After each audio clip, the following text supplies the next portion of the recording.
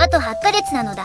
2026年6月から北米で始まるワールドカップ本大会まであと8ヶ月しかないのだ。日本代表は今何をしているか知ってるのだろうか。もう8ヶ月で本大会なの？日本代表って今どんな状態なんでしょう？メッシみたいなスター選手はいるのかしら？実は日本代表の戦力確認とこれからの試合日程は家族の家計に大きく関わってくるのだ。理由は3つに集約されるのだ。ワールドカップ2026は初めて3カ国の共催で行われるのだ。米国、カナダ、メキシコ合わせて12スタジアムで80試合が北米大陸に散らばって開催される。つまり日本代表は時差11時間の地で戦うことになるのだ。3カ国共催って移動距離がすごく長くなるんじゃないかしら。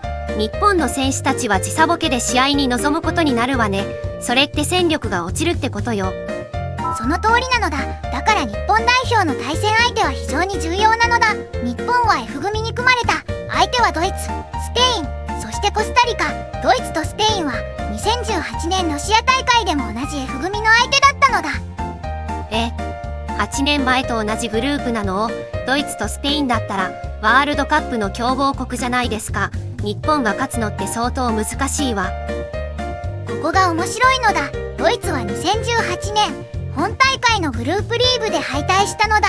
スペインもグループリーグ突破は決まったが決勝トーナメントで早期敗退。つまり両国とも8年間で何かが変わっているという可能性があるのだ。8年前の敗退チームだから今回も弱いかもしれないってことね。それなら日本にもチャンスがあるのね。実は日本の試合日程が判明すると家計に影響が出てくるのだ。なぜなら本大会を見に行く日本人サポーター向けの航空チケットやホテル代が試合日程で大きく変わるのだ。グループリーグは6月、7月初旬に各地で分散して行われる。日本がいつどこで試合するかで旅費が約10万円単位で変わることもあるのだ。約10万円。それって相当な額だわ。試合の日程が決まるだけで旅費がそんなに変わっちゃうのね。もう一つ、日本がグループリーグを突破できるかどうかで日本経済全体の消費心理が大きく変わるのだ。2018年ロシア大会の時、日本がベルギーに敗退した直後、街の人出が 5% 以上減ったという調査がある。逆に前回ドバイの試合で日本が勝った日はコンビニの売り上げが 20% 上がったという報告もあるのだ。私が気になるのはなぜこのタイミングでアルゼンチンの話が出てくるのかってことよ。日本との関係があるのかしら？いい質問なのだ。アルゼンチンは前回大会2022年カタールの優勝国、メッシが引退してからのアルゼンチン代表の戦い方が実は日本代表にとって反面教師になるのだ。メッシという超大型選手がいなくなった後、戦力をどう立て直すか、それは日本代表も考えなければならない問題なのだ。今日の話をまとめるのだ。ワールドカップ2026は米国、カナダ、メキシコの3カ国共催。日本は F 組でドイツ、スペイン、コスタリカと戦う。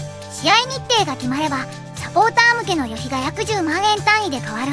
そして日本がグループリーグを突破できるかどうかで日本全体の消費心理が変動するのだ。